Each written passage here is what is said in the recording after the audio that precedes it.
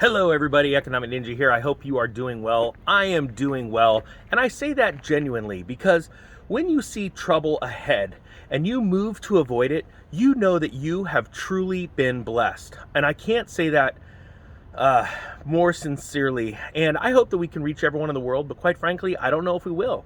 And if we did, I don't know how many people will listen. So we're going to dive into this story. I'm going to talk a little bit about the story, and tie it into what I just said. I'm going to link the story below. It's entitled, Peru Raises Minimum Wage as Surging Prices Spur Protests. Now, the facts are right now there are riots going on in Peru, especially Lima, Peru. And I want to thank my buddy Jack at Nobody Special Finance for bringing this story to me. And here we go. Let's dive in. Protests over prices have intensified in the past week. The March inflation rate just jumped by the most since 1998. Now, here's the deal. This is where things get a little bit nutty. And I want you to understand that what I believe is happening in Peru is going to happen all over the world by the fall, because this situation is not getting any better. It says Peru's president, Pedro Castillo, approved by decree a 10% increase in the minimum wage following days of protests that were fueled by soaring inflation. It says the hike from 930 to 1,025 soles. I try and pronounce the name of the Peruvian currency down in the comment section below. Thank you. Or around $280 is the first approved in 4 years, and followed a series of fiscal measures taken by Castillo's administration to end 6 days of protests led by farmers and truckers. All right. This is where things get dangerous. You see, as inflation increases, right, and it increases for a number of reasons. Some reasons, and sorry, hopefully you guys can hear, there's a helicopter taking off near me. Some people understand inflation just as it happens because of a money printing situation, right? Where governments start to print excessive currency. There's also inflation due to supply and demand metrics, especially with countries that they have to import goods to survive, right? Like food and things like that. There's numerous reasons why inflation happens. But where it gets really sketchy is when a government forces employers to pay more to their employees. That's when it gets really scary. Now, I know the government goes, well, what can we do? You know, we could print more money, but we're going to create inflation there. Let's make the employers pay more. And the government's probably thinking, hey, we're probably one of the largest employers anyway, and it's going to be fine. But it's not going to be. You have now, by adding to the costs of small businesses and large businesses in your country, have now put a very serious strain on them as well. And we all know that a 10% increase in minimum wage is literally a Band-Aid on a gushing wound. The facts are, not everybody in the country of Peru earn minimum wage.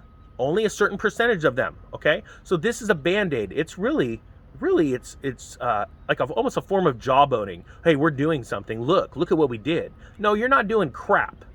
Let's just call a spade a spade. Why don't you pull back on taxes? Where are you spending your money? Or, hey, how about this, Mr. President? Where are you wasting your money?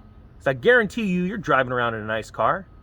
The facts are, most leadership, which is not leadership in countries, they like to push the blame on someone else, even though it was their monetary policies that led to these crazy situations.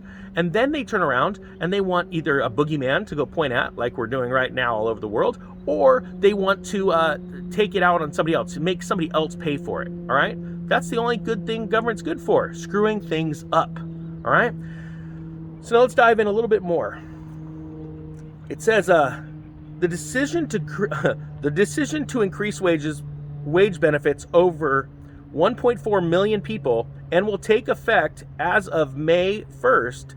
It will help workers and their families offset the increase in living costs due to external factors, Peru's labor ministry said in a statement. Boy, I tell you what, buddy, that probably took you a long time to figure out, huh? So just like I said, not everybody in Peru is going to be getting this price increase. And, hey, this is for you guys. But it's not going to cost me anything. I can't stand bureaucrats. Inflation has been driven mostly by a rise in commodity prices due to Russia's invasion of Ukraine. Man, isn't that cool? Isn't that cool that they could turn around? Because that's all Peru does. All Peru does is they import things that Russia has their finger in. That's actually a lie. It's not true. Just so you guys know, anyone in Peru, that's not true. You're being lied to. All right? It just blows me away. Hey, we got all this trouble going on right now. Let's figure out who we can blame. Not our own policies. Not the way we run the country. It says, right now, and this is horrible. According to government reports, 4 people have died as a result of the protests in Junin, while 22 people were arrested and 15 police officers were injured. That's the horrible part about this. And this is what I want to close on. I think that we're going to start seeing food riots all over the world by the fall. I think this is going to continue to intensify. All of the warnings are there. Multiple world leaders all over the world have said food shortages are coming. We have a very serious situation with that bird flu all around the world. It's annihilating the chicken supply right now and the egg supply. This is very serious stuff. So what do? Well, first off, you prepare. You start buying food right now. And because wouldn't it be better that you, someone that's intelligent, that's listening to these warnings, go ahead and stock up ahead of time before a mass panic? Because there are going to be shortages and there are going to be, food rationing and those kind of things. And I'm going to be honest with you. A lot of people go, well, you're just the part of the problem, telling people to store food. And I go, no, you're an idiot. I want the people that are forward thinking and intelligent and care about others to be prepared for this craziness. Because you can't rely on a government to fix your problems. That's the facts. Every country goes through a cycle. It goes from total crap to a boom, an awesomeness, and then it starts to lose its morals and it starts to go down again. The sad thing is, this is happening all over the world at the same time. It's almost like it's a biblical event. Point being is that I want you guys to be prepared. I want you to be on this channel to have a blessing. And the blessing is knowledge and understanding. That's it. Once you understand how serious these days are, this isn't, fear mongering. Anyone that says that is a complete moron, to be honest with you, has no concept, right? I want you to be blessed with knowledge and understanding, so then you can have a clear mind and not be out in the streets rioting like crazy when all of a sudden there's opportunities. And I want you to take those opportunities and go crush it and become financially successful. Why? Because we need to repopulate the government with smart people, not dumb ones. Trust me, I know how this works.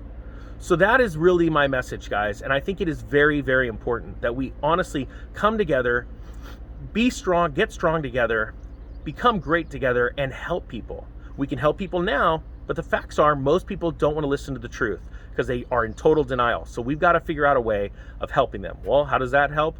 Us not being part of the problem. All right, guys, that being said, I thank you so much for watching. The Economic Ninja is out.